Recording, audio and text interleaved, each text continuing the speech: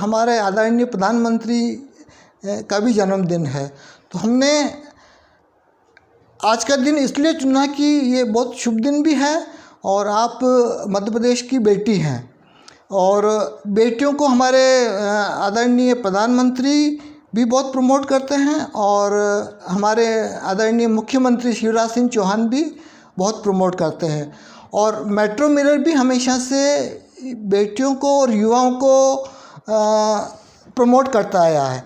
हमने आज से करीब 12 साल पहले डॉटर्स ऑफ भोपाल करके एक प्रोग्राम किया था जिसमें समाज की अलग अलग बेटियों को और महिलाओं को सम्मानित किया था। और इसके बाद में हमने एक 10 इंस्पायरिंग यंग माइंड अवार्ड प्रतियोगिता की थी। उसमें भी विनर्स 10 में से 7 बेटियां हैं, है ना। तो हम आपका जो एक्स्ट्रा ऑर्डिनरी अचीवमेंट है माउंटेनियरिंग का और एवरेस्ट फतह करने का, उससे हम खुद सम्मानित हैं क्योंकि आप मध्य प्रदेश की बेटी हैं। और हम आज आपसे इस संबंध में कुछ क्वेश्चंस करेंगे, कुछ जानना चाहेंगे। मैं अपने दर्शकों को बता दूं कि आप एवरेस्ट क्लाइंबर हैं और मध्य प्रदेश की पहली महिला और बेटी जो है वो एवरेस्ट पे चढ़ी है।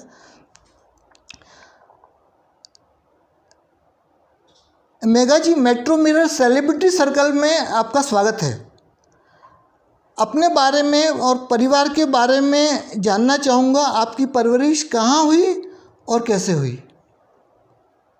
मेरा नाम मेघा परमार है और मैं विश्व की पहली लड़की हूँ जिसने माउंट एवरेस्ट फतह करने के साथ साथ 4 महाद्वीप के हाईएस्ट माउंटेन सबमिट किया और टेक्निकल स्कूबा डाइवर हूँ मैं। 147 फीट नीचे टेक्निकल स्कूबा डाइविंग करने वाली पहली लड़की हूँ। इसी के साथ मैं पूरे मध्य प्रदेश की बेटी बचाओ बेटी पढ़ाओ अभियान, सांची दुग्ध संघ और मध्य प्रदेश हैंडलूम की ब्रांड एम्बेसडर हूँ। मेरा गांव है छोटा सा भोजनगर, खेती बाड़ी करते हैं मेरे पापा, तो उसी बैकग्राउंड से मैं बिलोंग करती हूँ, वहीं से मेरी शुरुआत हुई।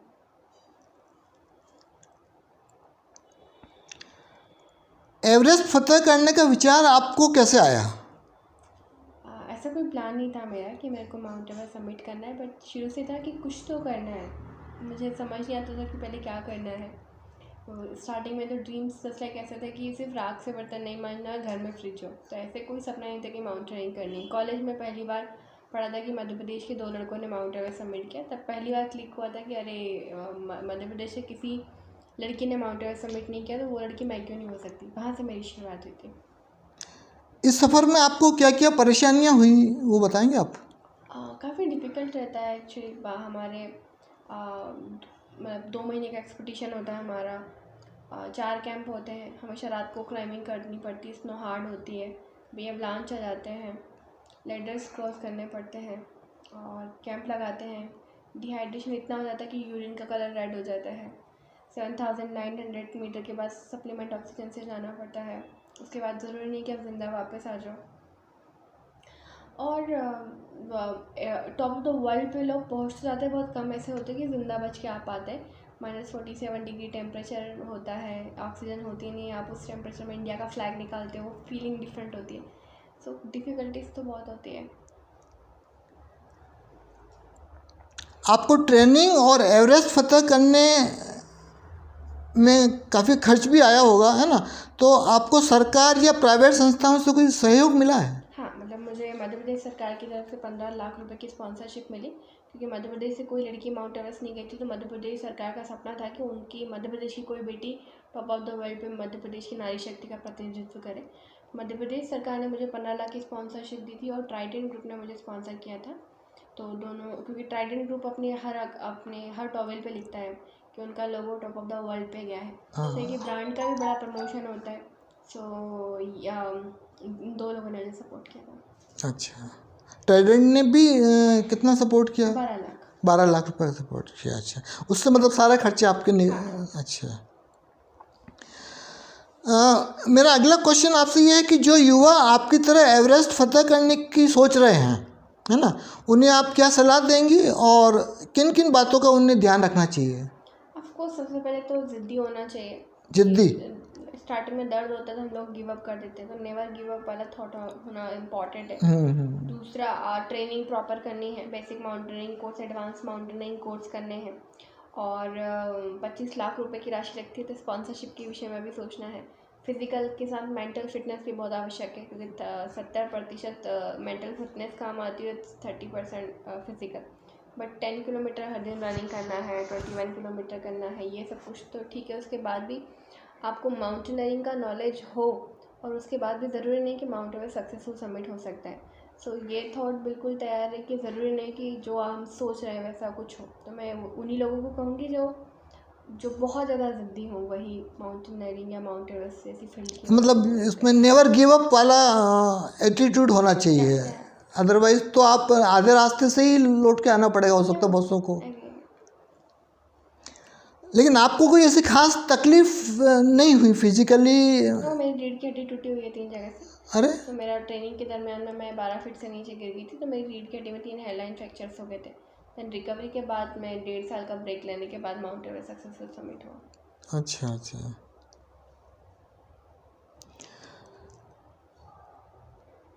आजकल के युवाओं को आप जानती हैं, है ना, तो आजकल के युवाओं को आप क्या अच्छाइयाँ देखते हैं और उनमें क्या बुराइयाँ देखते हैं?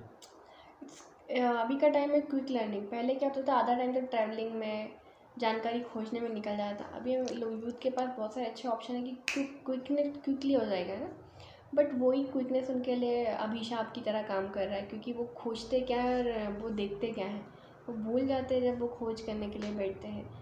सो इंटरनेट का यूज़ कुछ युवा तो बहुत अच्छा कर रहे हैं, इसलिए वो कहीं से कहाँ तक पहुँच गए हैं, और कुछ यूथ उसी इंटरनेट की वजह से डूबते जा रहे हैं। सो दोनों चीज़ें, पेशेंस कम हो गया है, बट अभी के युवा में यदि चीज़ें फास्ट हुई है तो धैर्य ख़त्म हो गया है, सुनने की क्षमता कम हो गई है, और बड़े लेज़ी से भी हो गए हैं। फ़ोन ने इतना लेज़ी बना दिया है कि जो फिज़िकल जो वर्क था कहीं ना कहीं कम हो गया है, छोटे छोटे दैनिक क्रियाकलापों से आप जोड़ लेंगे तो। सो स्पेशली अपनी फ़िटनेस पे बच्चों को इस समय बहुत ध्यान देना होगा कि जिम की फ़िटनेस के अलावा मेंटल एंड फिज़िकल स्ट्रेंथ को अलग से वो ध्यान रखें। एंड खान पान का भी जो मैं देखती हूँ, यूथ आजकल फास्ट फूड पे ज़्यादा आकर्षित होता है, बल्कि उसे ये समझना चाहिए कि वो किस फूड की वजह से उसका हेल्थ बनेगा। तो कुछ बेनिफिट्स है यूथ के साथ नए, और कई डिसएडवांटेज भी हैं।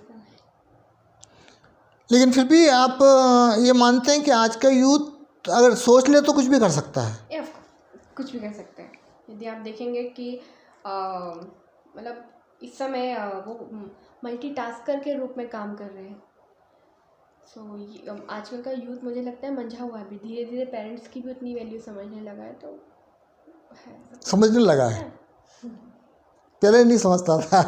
नहीं, आप देखेंगे आपकी एज के बाद मिडिल एज के जो लोग थे, उनमें कहीं ना कहीं पेरेंट्स के प्रति ज़्यादा नीरसता आ गई थी। अभी के बच्चों में फिर से आप देखेंगे कि मम्मी पापा से बहुत ज़्यादा अटैचमेंट हो गया है, पेरेंट्स की वैल्यू बहुत ज़्यादा समझने लग गए। या कोविड रीज़न हो सकता है या क्या रीज़न हो सकता है, I don't know, but relation अब समझने लगे कि रियल रिलेशन की वैल्यू करना। मैं जानना चाहूँगा कि आपकी हॉबीज़ क्या हैं? एक ये हॉबी तो है ही है, लेकिन इसके अलावा? मुझे लोकगीत गाना बहुत पसंद है। अच्छा, लोकगीत गाना पसंद है। मुझे घूमना बहुत पसंद है, मुझे नए लोगों से मिलना पसंद है, मुझे नई नई जानकारी लेना पसंद है। मुझे मतलब लेज़ी कभी कभी रहना पसंद है, कि कोई बर्डन ना हो, एक नियमित दिनचर्या होती है ना, उसके अलावा हफ्ते में एक दिन, मतलब हाँ, फ्री, बिना बिना बिना बिना नियमितता के जो अपनी इच्छा वो करो। सुबह 12 बजे उठो ना, 12 बजे उठना नहीं, पर जैसे पेंटिंग कर लिया, ड्राइंग कर लिया, छोड़ दिया, फिर ब्रश, कुछ देर में खाना बना लिया, फिर ड्राइंग कर ली। तो ऐसे चीज़ें भी मुझे पसंद है, कि रूटीन लाइफ के अलावा जो थोड़ा डिफरेंट लाइफ है वो मेरा हॉबी है। मतलब कभी कभी मैं अपने आप को वैसा जीना पसंद करती हूँ। हाँ, नहीं वो अच्छा भी लगता, कम से कम हफ्ते में एक दिन या महीने में 2-3 दिन या जो भी है ना। अब आपकी क्या क्या महत्वाकांक्षा है जो आप लाइफ में अचीव करना चाहेंगे?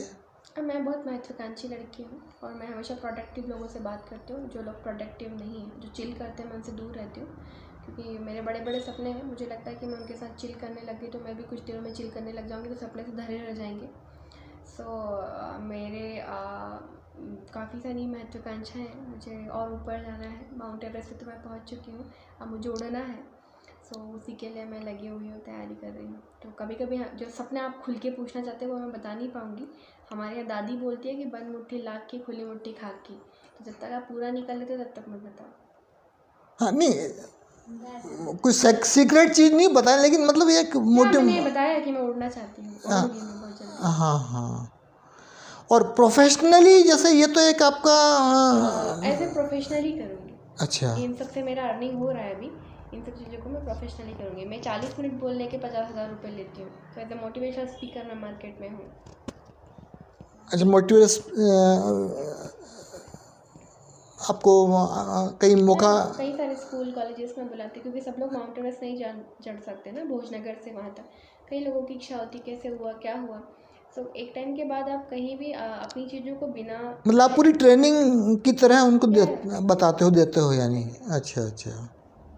हाँ तो ये जो एवरेस्ट पे चढ़ना चाहेंगे तो उनको, उनके लिए वो एक डेफिनेटली वो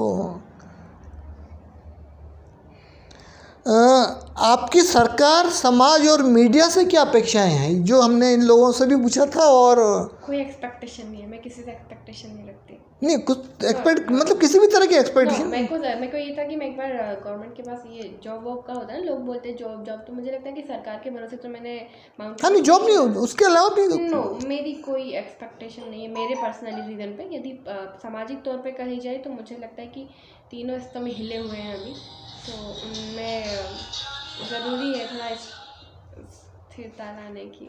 कोई भी, सबका भरोसा उठ गया एक्चुअली। हम लोग भारत के वो लोग विश्वास पे जीते हैं, पर कहीं ना कहीं यदि आप सरकार पे देखेंगे तो नहीं, लेकिन आप चाहेंगे कि सरकार अच्छे लोगों को प्रमोट करे, अच्छे लोगों को मौका दे, मीडिया भी अच्छे लोगों को प्रमोट करे, बताए। जो आप कर रहे हैं। हाँ जो हम कर रहे हैं ना, कहने का मतलब ये है ना कि मेरी लिस्ट में अभी जैसे 10 लोग हैं, तो मैं बारी बारी से हम लोग भी बहुत पॉजिटिव हैं, और हम बहुत पॉजिटिव लोगों को ही बुलाते हैं और उन्हीं से बात करते हैं, क्योंकि उसके बिना तो कोई, आप पॉजिटिव नहीं है तो वो तो जड़ से भी वो चीज़ ख़त्म हो जाएगी।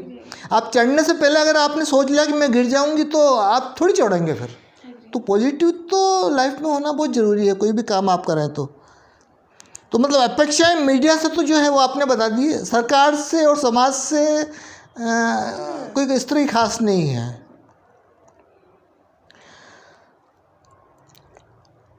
आपका कोई क्वेश्चन में है क्या मेरे से? नहीं है। तो मैं अब चाहूँगा कि आप दोनों जो हमारे 10 inspiring young mind award winners हैं, वो दो क्वेश्चंस आपसे करें। Hello ma'am, I am Nupur, I am journalism student and right now मैं बहुत मल्टी टास्किंग काम कर रही हूँ सर के साथ, और काफ़ी सर से सीखा भी है मैंने। तो मेरा एक्चुअली आपसे सबसे पहला सवाल ये था कि हर के लाइफ में कोई एक बुरा वक्त आता है, और उस बुरे वक्त से हम कुछ सीखते हैं, तो फिर एकदम ठान लेते हैं कि हाँ अब तो इसमें करना ही करना है। तो आपके लाइफ में एक कौन सा ऐसा बुरा वक्त आया जो जब मेरी रिश्तेदारी टूटी थी, जब मैं वापस आई थी, कोई साथ नहीं था मेरा, तो मैं नेगेटिविटी बहुत सारी आ गई थी। तब लगा था सब छोड़ दूँ। दो मन काम कर रहे थे कि नहीं छोड़ना है, दूसरा मन करा तो छोड़ दो।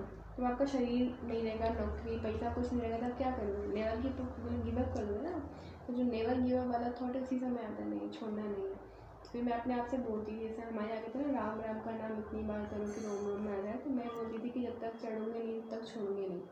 तो इस लाइन ने मेरे को बहुत मोटिवेट किया, और इसी की वजह से मैं आज यहाँ तक हूँ। तो वो मोमेंट के बाद इस लाइन ने मुझे वापस पूरा तैयार किया।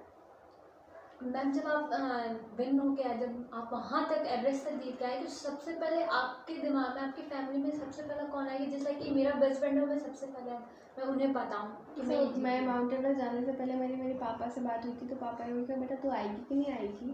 तो वो कान में आवाज़ मिल रही थी पापा की। तो जब मैं वापस आई थी तो मेरे को वही आवाज़ याद आ रहा था कि भाई मेघू तो आ गई। तो मेरा पहले मन में था कि मेरे को मेरे पापा से मिलना है, कि चाहे जो हो जाए। एक होता है ना कि एयरपोर्ट पे भी वही जल्दी से दिख जाए, गले लगा लूँ मैं पापा को। Ma'am first of all a very big congratulations, आपने इतनी बड़ी सफलता हासिल की थी। मेरा सवाल आपसे ये है कि जैसे आप बेटी बचाओ बेटी पढ़ाओ इतने बड़े अभियान के, प्रधानमंत्री के ये जो अभियान के आप ब्रांड एम्बेसडर रहे हैं एमपी के। हाँ जी, तो इतनी मतलब बेसिक ग्राउंड लेवल से आपने जब लड़कियों को देखा, उनकी बुरी कंडीशंस को देखा, तो आपके दिमाग में ऐसा क्या मतलब प्लान या कुछ ऐसा सजेशन आया कि इतने ग्राउंड लेवल से हम लड़कियों को उस एवरेस्ट तक या हम उनकी मंजिल तक कैसे पहुंचा सकते हैं, क्योंकि बहुत टफ जर्नी होने वाली है। तो आपकी क्या एक्सपीरियंसेस थे उस टाइम जब आप ब्रांड एम्बेसडर थे? सो अभी जो हूँ अभी मैं, तो एक्चुअली उस समय अभी जो मैं काम कर रही हूँ गाँव, पूरे 52 जिलों में से मैं 12 जिले विजिट कर चुकी हूँ। मैंने जो दो तीन चीज़ें फेस की हैं। पहला तो गांव में जन्म के समय ही जो गड़बड़ कर दिया जाता है कि उत्सव नहीं मनाते वो प्रॉपर, तो उस पर सबसे ज़्यादा काम करने का ज़रूरी है कि हम दोनों को बांटे ना, जो आप कह रहे हैं कि बाद में क्यों इतनी दिक्कत स्टार्टिंग में हो जाता है। लड़कियों का टाइम थाली और गुड़ बटता है, लड़कों का टाइम ढोल में पटाखे फूटते हैं, मिठाई बचती है। सो जेंडर इक्वलिटी जन्म से शुरुआत करवाई हमने कि उत्सव मनाओ, दोनों का मनाओ एक जैसा। वो एक बहुत प्रभाव लाया कि जन्म से पॉजिटिविटी आ गई, सेलिब्रेशन इक्वल। सेकेंड, मैं बच्चियों के समय ब्लैकमेल होते हुए बहुत दिख रही हूँ बच्चियों को, स्पेशली जो सर्वे के बाद जो मैंने घूम के महसूस किया कि पढ़ाई तक भी बच्चियाँ पहुँच गई हैं, और बच्चियों का ड्रॉप आउट या सुसाइड का या फिर बाकी चीज़ों का रेशो जो इसलिए बढ़ता जा रहा है, स्पेशली आप लोगों मेरे एज की लड़कियों का, बच्चियाँ भयंकर ब्लैकमेलिंग का शिकार हो रही है। स्पेशली डिजिटल मीडिया के तहत ब्लैकमेलिंग होता है जो अपने पेरेंट्स को फेस नहीं कर पा रही है। सो इस पर हम लोगों ने हर चीज़ का एक ही सोल्यूशन निकाला। पहला कदम ही सुरक्षा है। फीस तक तो बहुत कम केसेस पहुंच पाते, पहली बार बच्चों को ही रोकना पड़ेगा कि पहली बार में रोको कि पहला कदम आपने सुरक्षा के लिए नहीं लिया, चाहे वो घरेलू हिंसा हुई, चाहे वो कोई भी हो, ब्लैकमेलिंग हुई है, कोई भी रीज़न हो, पहली बार में ही फुल स्टॉप लगाना ज़रूरी है। तो इस पर हम काम कर रहे हैं। तो मुझे ये 2 चीज़ समझ में। तीसरा, महिला सशक्तिकरण कभी रैली निकालने से नहीं होता, ना ही मेरे लोगों को बुलाने से होगा। महिला सशक्तिकरण कब होता है? जब 10 रुपये महिला खुद से कमाती है, पिता पुत्र पति पर निर्भर नहीं रहना पड़े। तो महिलाओं के पॉकेट मनी जनरेट हो, भले वो महीने के 2000 कमाए, कंडे बेच के कमाए, चाहे कांच बटन करके कमाए, तो उनकी आर्थिक स्टेबिलिटी पे मैं ज़्यादा जोर फाइनेंशियल तो डिसीजन पावर आता है, कॉन्फिडेंस आता है।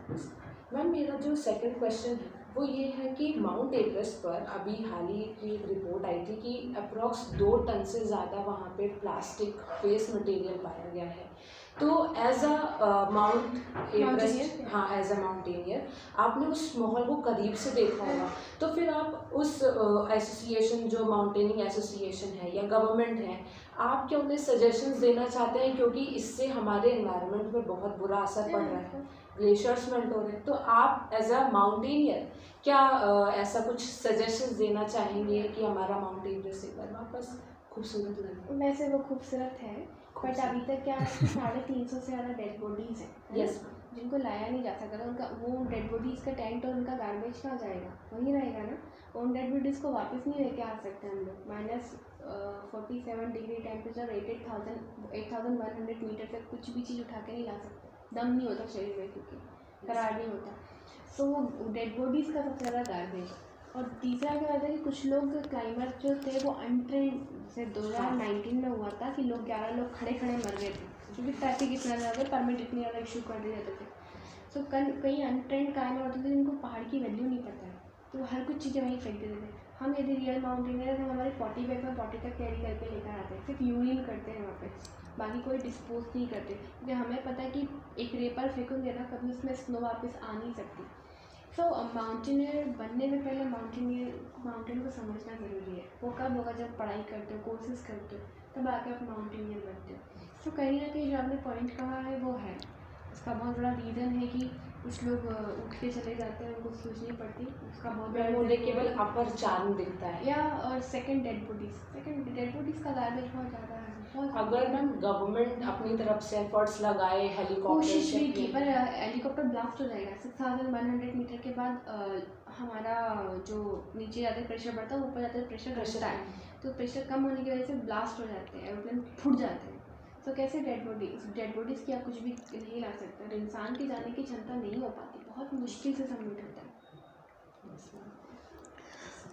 अब हम आप अपने दर्शकों से ये चाहेंगे कि अगर आपके शहर या राज्य में कोई अचीवर्स हैं किसी भी क्षेत्र में, तो आप हमें उनके बारे में बताइए, लिखिए। हमारा ईमेल एड्रेस है editormetromirror@gmail.com। हम चाहेंगे कि ऐसे विजेताओं को, ऐसे अचीवर्स को हम अपने मेट्रो मिरर सेलिब्रिटी सर्कल में इंक्लूड करें। बहुत बहुत धन्यवाद।